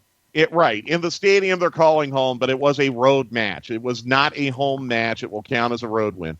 They're coming in with house money. They won midweek with a rotated team. If they come into Atlanta tomorrow and they get anything out of this match, they're probably going to be pretty happy. So I would think they're going to play pretty free, and that could leave them open to some danger, but it could also present some danger for Atlanta United. I'll be really curious to see how that kind of works itself out tactically. Now, when you were discussing what you were anticipating out of Montreal, here's the juice boxes, just for public record. And this is, once again, the composite. I'm not going with the league BetMGM. Atlanta United decided favorite at a minus 143. Yeah. Your draw is just under a plus 300 at plus 292, and club to foot is at plus 375 right now. I guess on the quick turnaround for the week, having played what they did with the delay and all those kinds of things, flying up the game day, day of. So they're at a plus 375 coming to Atlanta this weekend. That makes Atlanta, as you said, John, a pretty decided favorite. Mm-hmm. But one thing that the bookmakers always look at, and again, I want to point out, the bookmakers are not necessarily doing tactical analysis, and they're trying to set numbers based on what will produce action and customers. But one thing that bookmakers look really, really closely at is trends. What are the trends for Atlanta United when they're at home with a full week of rest? Even this year, pretty positive. You know, they had a full week of rest at home before Chicago, scored 3 goals. Could have doubled that pretty easily. The Alajuelense home leg, Atlanta United, full week off, at home, completely controlled the match. Alajuelense playing a little bit tactically, going for the road goal. Atlanta United didn't really have to do a whole lot other than keep a clean sheet. They won 1-0. So if you look at the way that, and this is something that Miles Robinson talked about on Wednesday, and something that Jake Mulroney talked about yesterday, Atlanta United, with a week to prepare, is a different team than Atlanta United dealing with match compression. So I'm sure that is a big part of why the bookmakers have set the numbers there. And that's a real thing. I mean, that's not just something that's popped out of midair. That is a real thing, and I think that's going to be a major, major advantage for Atlanta United tomorrow night. And again, like, I know it doesn't sound like a big deal, but it is when you have to spend 5 hours at the stadium to play a 90-minute game. It is mentally exhausting, can be physically exhausting. So let's see how Montreal responds to all of those challenges that John just mentioned. The day of game travel is another part of it. It's going to be, there are going to be a lot of things in Atlanta United's favor before the whistle even blows tomorrow night. But Atlanta United's got to go out and execute. They got to go out and do their thing, and that's obviously a lot easier said than done. I'll give you a quote about playing on short rest. Hernan Losada, this is from Stephen Goff of the Washington Post. Hernan Losada, DC United's manager. Goff just tweeted out a little bit ago. Says, Losada, on realizing early this week Orlando City didn't have a midweek match ahead of a visit to DC United this weekend. This is Losada's quote. Let's check Orlando and who they play. F. He didn't say F. Orlando is not playing. So Orlando is going to be very fresh for our game Sunday. Well, look, here's the thing. And Miles brought this up in relation to the weather conditions this past Sunday in Miami. It's one thing to be dealing with this when you're like 10, 11, 12 weeks into the season. You're in the middle of the summer. Your body has had time to acclimate to the heat. It's the same thing when it comes to match fitness. You're so early in the season that your base of fitness is not the same now as it would be if you had to play midweek match in, I don't know, July. That is a really, really big deal. And that's it's clearly affected Atlanta United in the match compression that they had to deal with. You heard Heinze, I think, point that out pretty specifically on Sunday after the Miami match. They knew that if they didn't get enough in the first half, they were going to be in trouble because they were going to run out of gas. That's a real thing. And that's where Montreal is going to be. That's where it is impressive that they were able to rotate somewhat, and that Wanyama, a designated player, was rotated out, and they still won 2-0, and now Wanyama can potentially play on Saturday. But then again, Wanyama's not, like, it's kind of like an Alan Franco deal. Like, he's not a typical attacking defense designated player. Mm-hmm. So it is a little bit different even in that regard. But look, he was able to rotate. He got away with it. Let's see. When you look at, I mean, and I think a lot of folks, Mike, they sit there and you're looking at early season fitness, but we've talked about Atlanta United playing basically twice as many matches than the average bear in MLS right now. Yep. And that's something that they've had to combat. And, I'll go to what the Colonel said in Twitter in our timeline. And he says that on Wednesday, Foot Club manhandled a poor Miami side that Atlanta struggled to draw, counting on a full week of training, rested legs, home cooking, and injury returns to making up the transitive difference. And I think that part of that transitive stuff that the Colonel's talking about, I think that gets lost in conversation sometimes, that Atlanta United has played a boatload more matches than the average bear in MLS right now. They have. I also don't agree that Miami is poor. They're not top of table, but they aren't poor. They're better than they were last year. They're beat up a little bit right now, so it's a little hard to get a read. Yeah. And I'm not not really fully sure I agree with the struggle to draw part of that as well. I know a lot of people have said that. Atlanta United was 15 minutes away from getting a win, so I don't know if struggle to draw is necessarily something I would agree with. Both teams had chances to win that game. Yeah. I think because it finished with Miami like in the ascendancy, maybe people feel that way, but both teams had chances. Atlanta's were just in the first half. Yeah, I agree with that.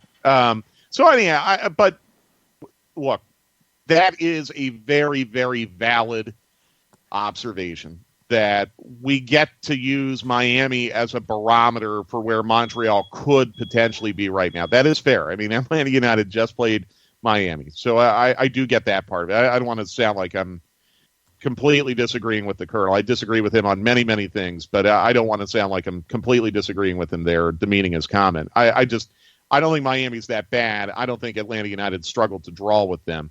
But it is absolutely true that you can line up what Montreal did on Wednesday to what Atlanta United did on Sunday.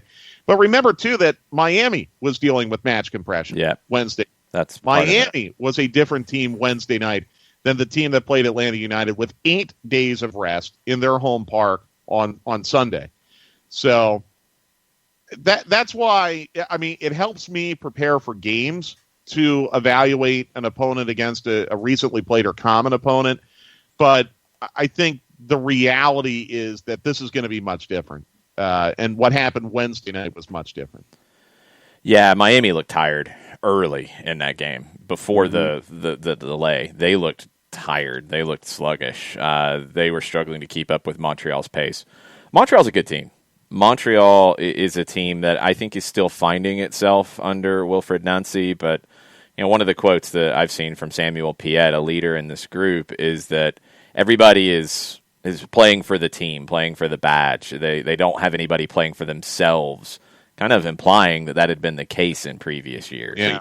So it's a group of guys who, maybe are not as heralded as they should be. I mean, Samuel Piet's a very good holding midfielder in this league. Jordi Mihailovic was cast off by Chicago, which looks like a bad decision in hindsight.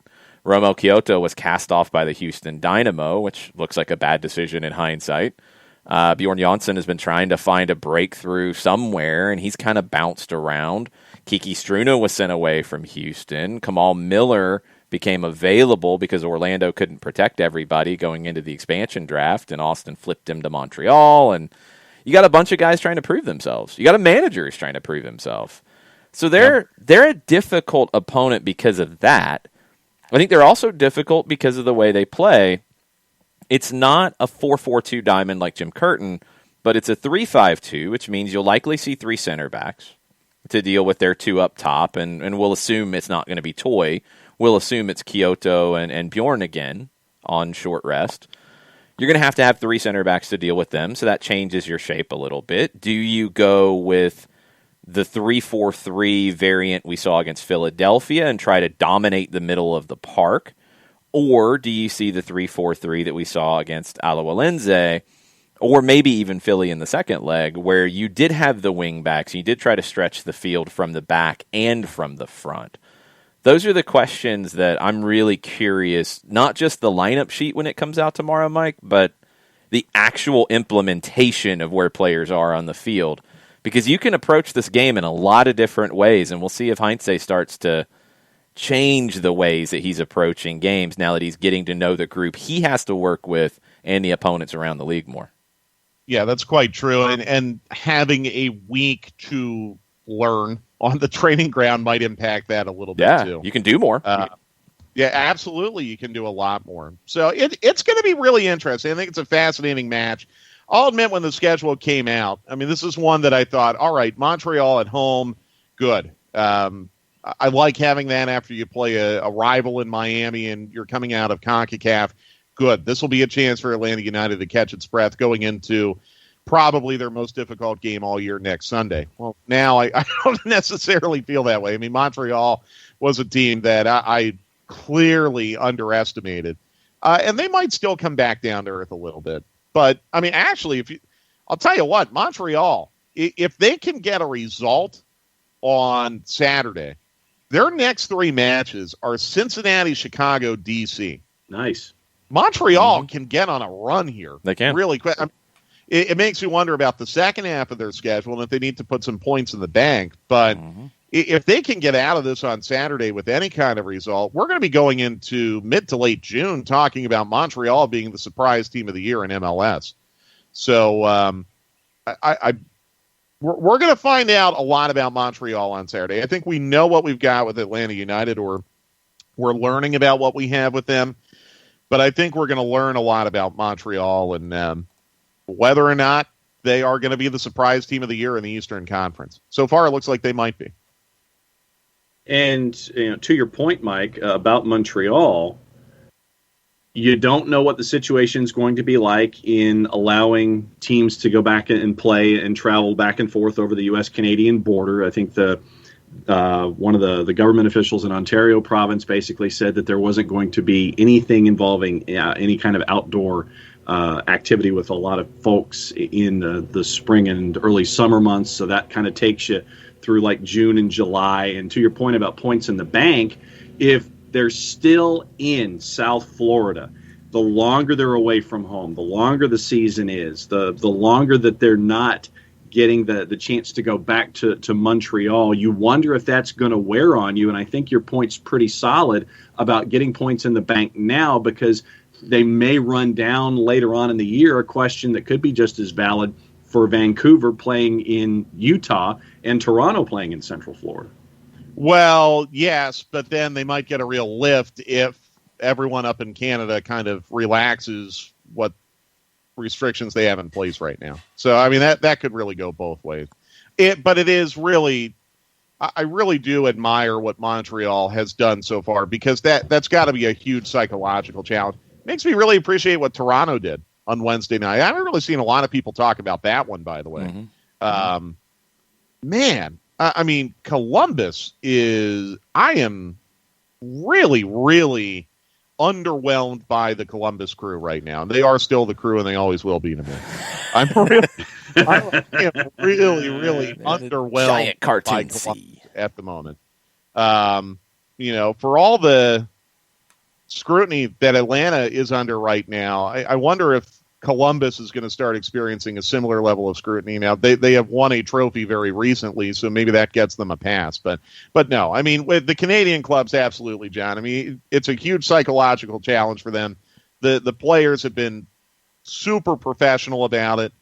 And that sometimes helps to even galvanize the team a little bit. So we'll just have to see tomorrow night. I'm with you guys. I think it's going to be fun. I think it's going to be open. I think Montreal will play as though they have nothing to lose, and Atlanta United's going to have to play a really, really good 90 minutes. Caleb Porter always had a thing in Portland where it was like 1 year strong, next year bad. Yeah. It was always up and down for him. I think it was the odd number years that were good for him there. Maybe it's the even number years in Columbus. So he's the Brett Saberhagen of MLS is what you're saying? Yes. Caleb Porter in Portland was absolutely Brett Saberhagen, if we're going to go back to 80s and 90s pitchers to compare him to, yeah. It was something that Timbers fans came to expect. We'll see if that happens in Columbus after a great year last year. Do they do it again? Is he able to motivate the group again? I have to see. They added a lot of good talent, but yeah, it's been disappointing for them so far. Mike, I don't know if your schedule allows it, but people are asking what you're cooking this weekend. I think I forgot to thaw it, so this might get delayed. We got a tri-tip at the farmer's market last Saturday, and we were going to do that with some compound butter with some thyme in it, but we haven't made the compound butter, and we forgot to thaw it. So maybe not today. Maybe next week. There will be some kind of red meat on the grill tonight, though. I promise you that. Excellent. Well, enjoy it, and I'll see you at the stadium tomorrow, and we'll have Countdown to Kickoff coming out later today as well. Yes, absolutely. And tomorrow, 6:30 on 92.9 The Game and on Sirius XM Channel 157. They're taking our pregame and postgame as well. And where else? Atlanta United app, Odyssey app, all of that. Everywhere. And everywhere. And in the bathrooms at Mercedes-Benz Stadium. Yes, that is If you true. want that too, you can get it there We're too. there. And Jason, I'm talking to you in 45 minutes or so. Yep. Okay, sounds good. See you guys. All right. Countdown to kickoff will be at around 3 o'clock on the Atlanta United YouTube page. So be on the lookout for that. Go ahead and subscribe if you haven't, so you'll get the notifications of when that drops. Mike and I will go through the week that was in MLS. We'll also look ahead to this one with Montreal, and you'll get to hear from Efrain Morales, Atlanta United homegrown defender who is on loan with Atlanta United too, as the Twos make a trip out to Oklahoma this weekend and then prepare for a home opener next Wednesday. So it was very cool to catch up with Efrain Morales and hear from him a little bit. It was the first time I had a chance to talk to him. Okay, let's get into the week in MLS, and we will start with Saturday, 1 o'clock, Yankee Stadium, NYC and Toronto. David Gantar is your referee. Very even series between these two. NYC shades it with 5 wins, Toronto with 4, 5 draws. Valentin Castellanos has signed a new 5-year deal with NYC. He's not going to Palmeiras. And Toronto is coming off of the midweek game where they were great. Can they dial that back up? At least it's a smaller field. They don't have to run around as much at Yankee Stadium. True, yes. But can they dial it back up to get a result in a tough place to play in New York? According to the juice box purveyors, they're not sold on Toronto FC. I'm not really either in this situation. NYC a minus 167 in the composite, courtesy of our friends at Odds Portal. Mm-hmm. Your draw option is a plus 313. Toronto FC a plus 434. Whew. As tempting as are those last 2 numbers, I don't know if I can touch it. Yeah. NYC lost the opener, but they've gotten results in their next 3. I just don't know where Toronto's health is going to be. Yeah. I would wait and see that lineup before I would think about anything with it. I would want to see how much of Toronto's first team is involved in this match. That's my biggest question. So I wouldn't jump on anything with it until I know more. So lineup's about noon tomorrow. You might want to check that before you throw any juice boxes any which way. Yep. 3:30 Eastern Time, Dignity Health Sports Park, Carson, California. LA Galaxy hosting Austin FC for the first time ever. Kevin Stott is in charge of the match. Galaxy have been very impressive outside of a loss to Seattle. Austin has also been very impressive, even though they're going to be missing Alexander Ring due to a red card that cost them a result in Kansas City last weekend. What are the numbers looking like here? Galaxy is a plus 112. Your draw is a plus 279. Austin FC is plus 210. Galaxy. I got to go home team Galaxy here. I think they're good. And I think Austin will really miss Ring. So, yeah, you get the home team on a plus number there with the Galaxy. I think it's LA Galaxy winning. Yeah, I've got to go there as well. And not just because I have Chicharito on my fantasy team. I think that Ring's loss in the spine is really going to be a difference for Austin here. It could get a little out of control. I don't think it gets out of control, but I think these are the things with expansion teams where it's a struggle. Like, Ring is so important to them. When you miss that guy, you're not the same team that has been really impressive. So we'll see if Austin can replace Alexander Ring. I don't think they can to the same level. Right. Saturday night, 7:30, Subaru Park in Chester, PA. The Philadelphia Union hosting the New York Red Bulls. Red Bulls have won this match head-to-head in league play 14 times. Phillies won at 9, 5 draws. Alan Chapman is in charge. The Red Bulls have won 2 in a row. Frankie Amaya got his first goal for the team in his first start. Caden Clark continues to score goals. Third goal of the season in that 2-0 win over Toronto last week. Philadelphia played New England in the midweek, so they're going to come in a little tired, but they're at home. This has a lot of things that make it a difficult call. Union minus 102. Draw a plus 262. Red Bulls are a plus 269. I lean draw because of Philly probably not being a total 100%. Red Bulls have won 2 in a row, but they do have to go on the road. I think Philly's a better team. They have similarities in the way they approach the game, but they come at it from different perspectives. I'm curious to see if Gerhard Struber tries to do anything differently based off the way Philly plays in their 4-4-2 diamond. That's something I'll be looking for in this one. But I'm going draw on it. I think they cancel each other out to a degree. Okay. I was going to go Philly in a very close one, probably something 1-0, 2-1-ish, something like that. I figured that, Caden Clark probably gets another volley in, and I think that Philly gets full points. In St. Paul, Minnesota, Allianz Field, the resurgent Loons, they got to win. They're hosting Dallas. Dallas has 5 wins in the all-time series. Minnesota has 4. They have never had a draw. Ted Unkel is your referee. Dallas has got 3 results in 4. They drew 1-1 with the Dynamo on Saturday. Minnesota got their first win over Vancouver, not exactly convincingly, but they did get 3 points in the bag. Dallas comes in fresh, but they have to travel. Minnesota, do they get any momentum off of that win? This is a very tricky one to call. Yeah, Minnesota's a plus 114. Your draw's a plus 270, and Jarrett, FC Dallas is a plus 214. I don't trust Minnesota to get 2 in a row right now. No. Don't. Because, you talked about it. Even it's great for them. They got those 3 points against Vancouver. It wasn't convincing.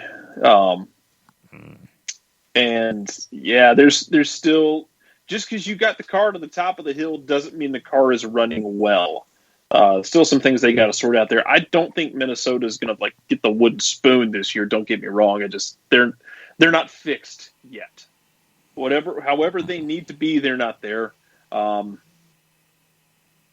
I think this does continue though, where you don't get draws in this series. I'll take Dallas straight up.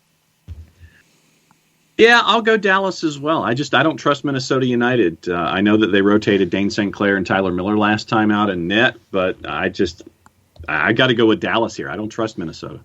I will go with the record-setting draw for the first time ever in the series.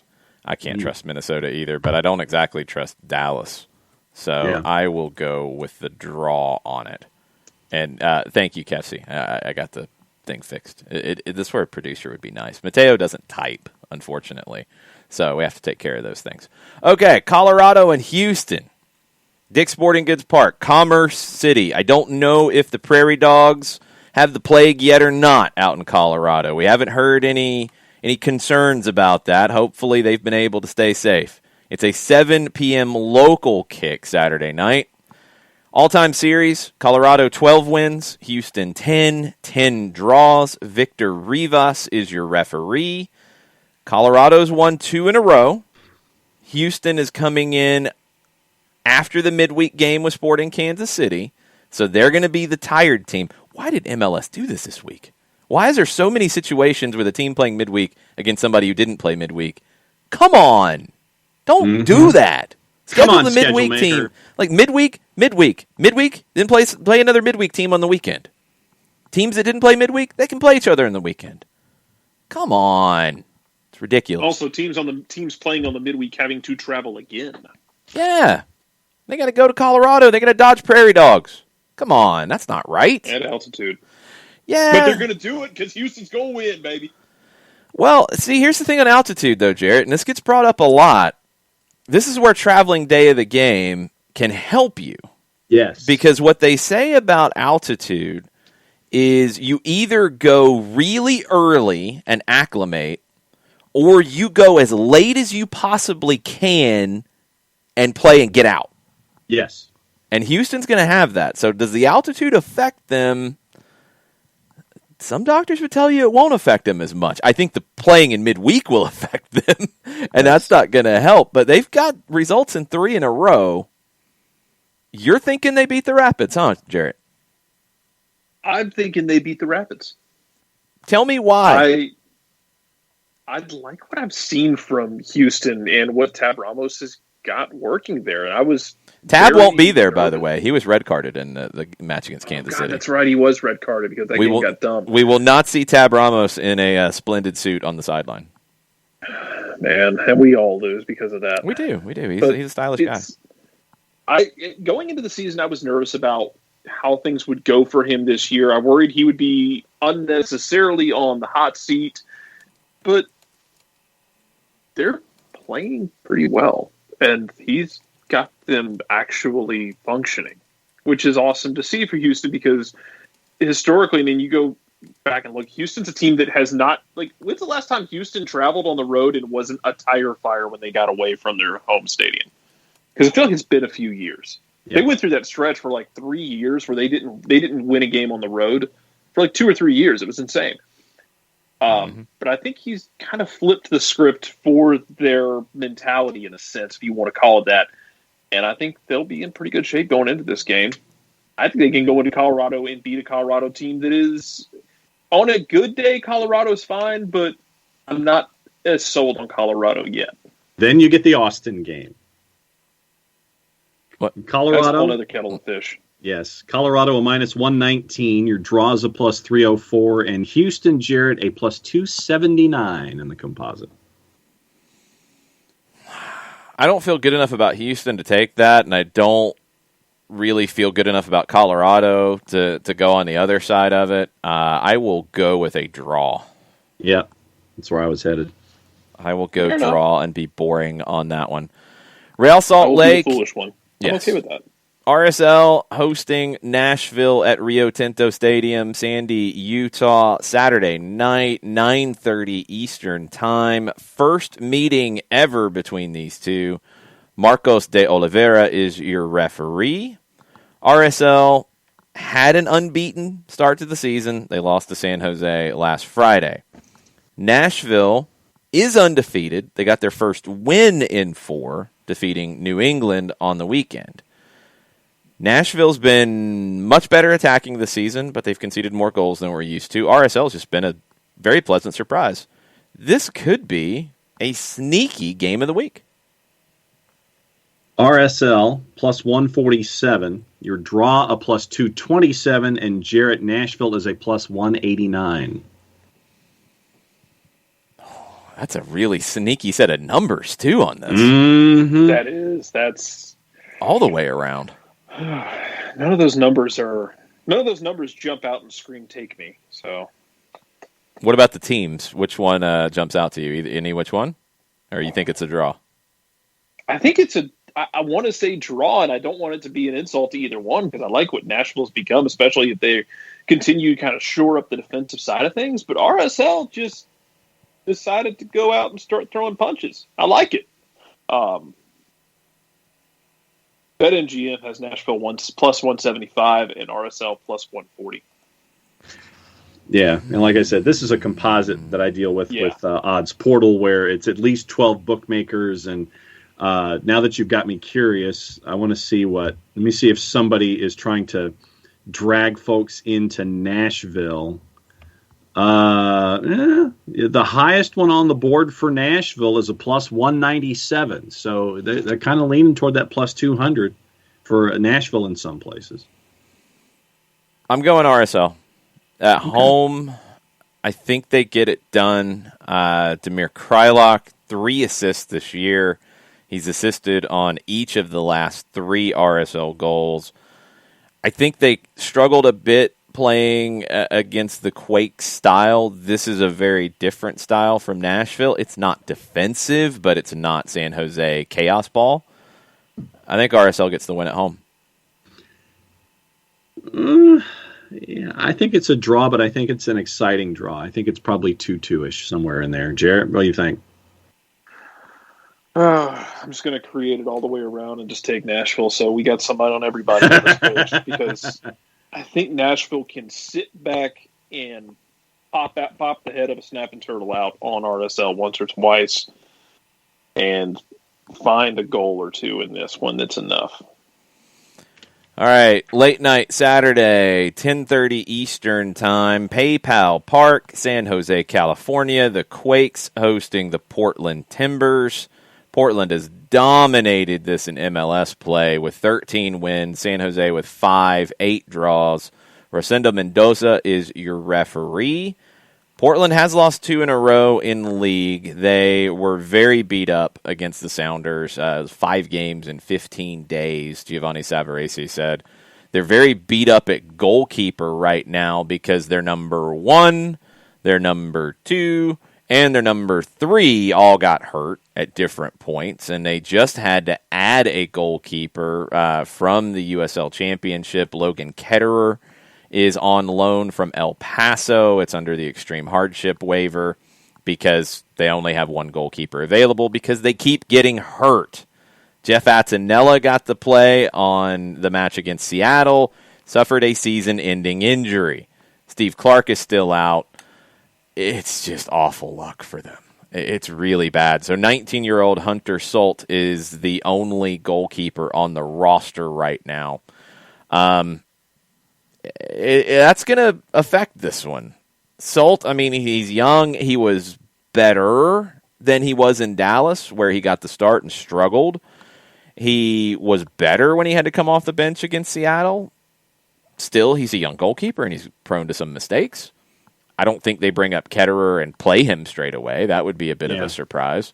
Yeah. So that will be difficult. And if San Jose is able to put pressure on him, that could make it tough for the Timbers. What are the numbers? San Jose is a plus 123. Your draw is a plus 265, and Portland is a plus 200. Quakes.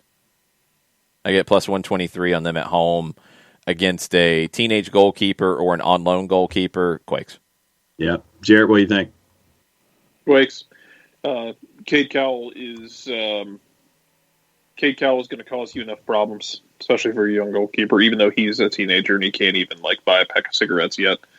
It gives him a threat other than Wando late in the game. Because honestly, going into the year, I was like, oh, so we're going to hang on for 70 minutes and then Wando's going to come in for 30 minutes and swoop in and save the day like he did at RSL. Cool. Now they have a functioning, competent attack before that happens. That always helps. Yes. Sunday. I got to go with Quakes too. Okay. Sunday, 2 o'clock Eastern, Children's Mercy Park, Kansas City hosts Vancouver. 10 wins in the series for Sporting, 3 for Vancouver, 4 draws. Alan Kelly is your referee. Kansas City beat them last year 3-1 in the season opener in Vancouver, so pre-pandemic. Vancouver has lost 4 of their last 5 to Kansas City. The last meeting in Kansas City was a draw, 1-1 in 2019. Okay. Both played midweek. Sporting lost midweek. Vancouver lost midweek. I still think it's Sporting who wins this one, but I'm curious about the numbers. Sporting is a minus 244. Oh, that's bigger than I thought. Your draw composite is a plus 380, and Jarrett, Vancouver is a plus 611. Holy, I'm going to take the Vancouver number just because it's plus 611. Yeah. I won't feel bad about losing because if I win, Jesus. I would throw a stinky juice box on a draw. Yeah. Plus 380? Yeah, I could see that happening, but I think Kansas City wins. I think they're favored by that big for a reason. Yeah, I got to go with Kansas City here. As much as those 2 large numbers in the middle and the right are tempting, I got to go with Sporting. I'll throw a stinky juice box on a draw, though, just in case. Cincinnati. TQL Stadium opening for the first time. They host Inter Miami on Big Fox, 4 o'clock on Sunday. They have had 1 meeting before, and Miami beat them last year. Rami Touchon is your referee. Cincinnati had a week off. They lost on May 1st to Orlando, so they are super fresh. Miami is not super fresh. They come in after the midweek game with Montreal. Can Cincinnati do something on national TV here? What are the numbers? Apparently not, according to the juice box purveyors. I'm a little surprised by that, and I wonder about these juice box purveyors. Even as the announcement this morning, that PepsiCo is going to be a big partner at TQL with FC I don't think that's Cincinnati. going to affect the odds or have anything to do with the result on the field. FC Cincinnati a plus 266. Give it to me. I don't even care. I'm taking Cincinnati in this game. Give me that number. You give me a plus 200 on a team opening their stadium at home for the first time in front of fans in a long time. Yes, Cincinnati beats Miami, who is beat up and tired and old and played midweek. Cincinnati hasn't played in 13, 14 days, 15 days, 16 days. Cincinnati wins. Lock of the week. Cincinnati hasn't played in 14 days, but Cincinnati hasn't played well in longer than that. Give me Miami on the road in an upset. You're drunk, Jarrett. It's probable. Lock of the week, Cincinnati wins on Big Fox. Your draw's a plus 257. Inter Miami's even money at a plus 100. I can't believe Cincinnati's the lock of the week, but it's the lock of the week. Who knows who's playing for Miami in this game? Yeah. New England Revolution, Columbus SC, according to the game notes. Sunday, 6 o'clock Eastern, it's on ESPN. All time, Columbus has won 38 times. New England's won 23, 13 draws. Robert Sabiga is your referee. They did not play in 2020, these two teams. That's a little surprising. Not in regular season play, sorry. They did play in the postseason, and Columbus won that. But in regular season play, no. They played midweek. Columbus lost. Philadelphia drew with New England. Sorry about that. So they both come in midweek matches. What are the numbers? New England a minus 105 at home. Your draw's a plus 260, and Jarrett Columbus is a plus 275. Give me New England on the punishment of Columbus's logo. The curse continues. Give me New England on the bus ride from Providence. Yes, yeah. It's for me. It's how are they getting out of Columbus? Where are they flying in?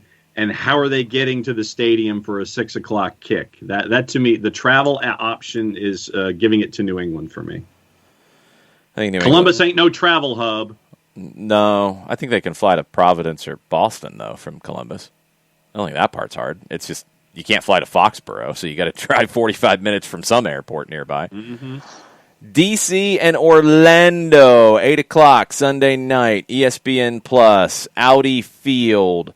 DC has won 6 times. The Lions have won 4, 1 draw. Alex Chilowitz is your referee, and Hernan Losada, when he saw that Orlando did not play in midweek, he said F at the press conference. Although it was longer than F. Well, yes, but it was one word, and it started with an F, and you can fill in the gap. DC played yesterday, and they turn around and play on Sunday against Orlando, who did not play in the midweek.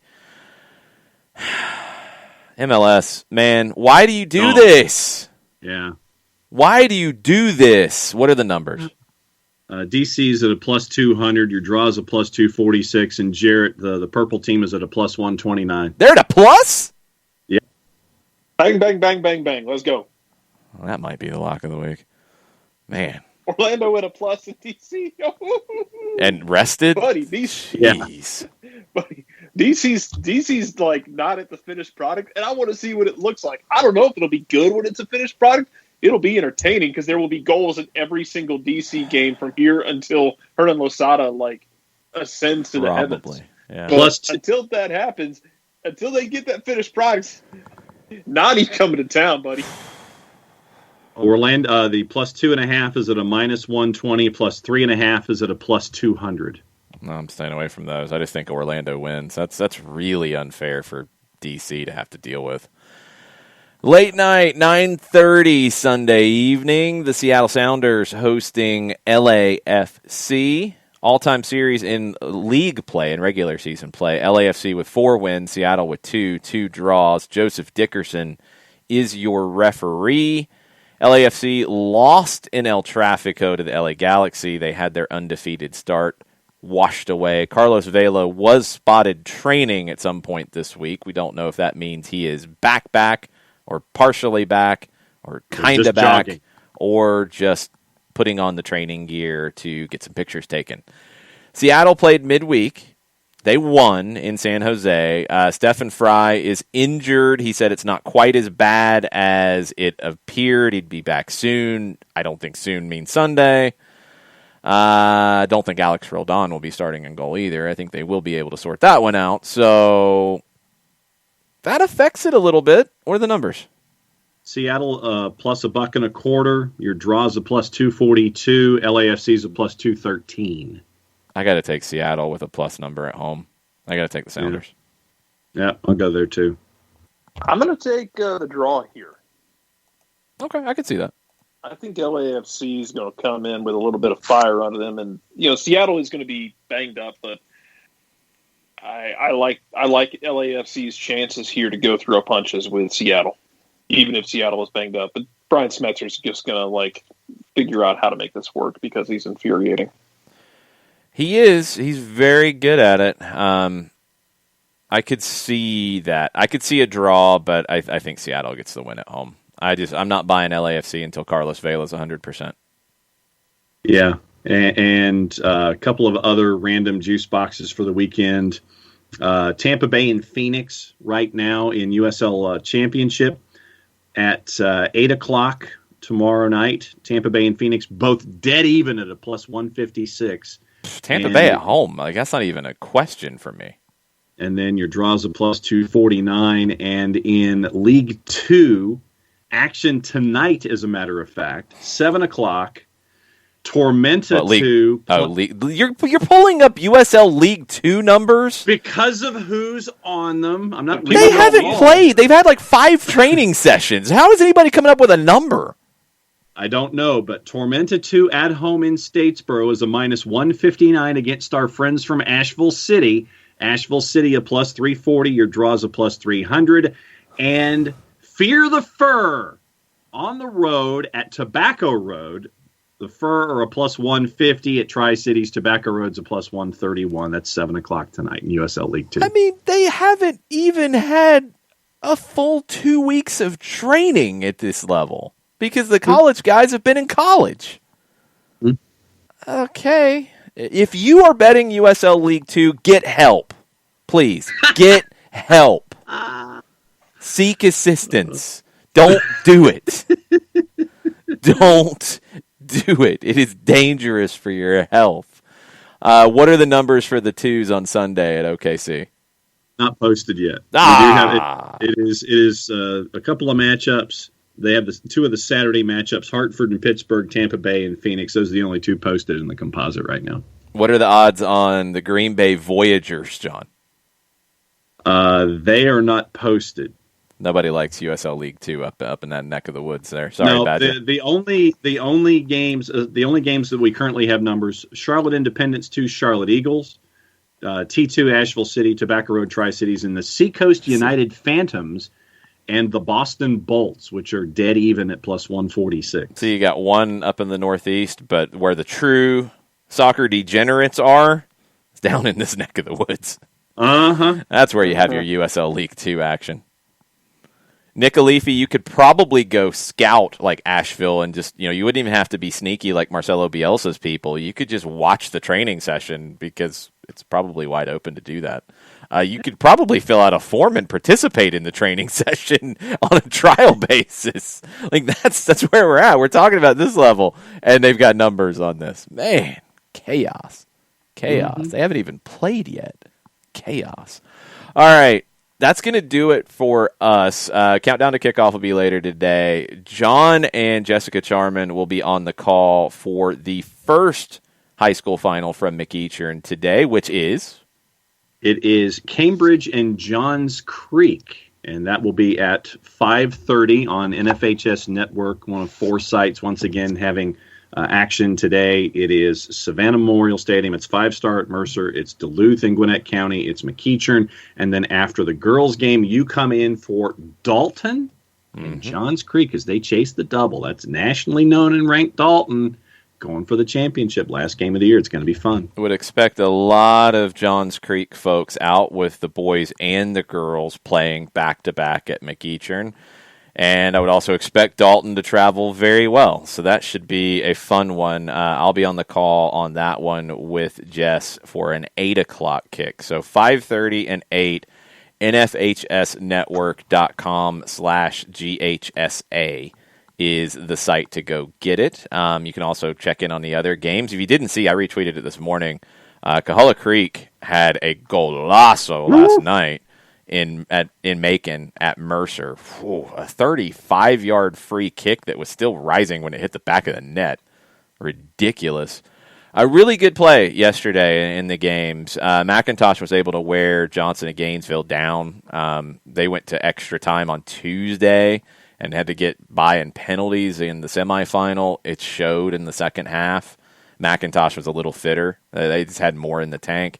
It took them until the last 2 minutes, though, to find the winner, so there was a lot of drama in it.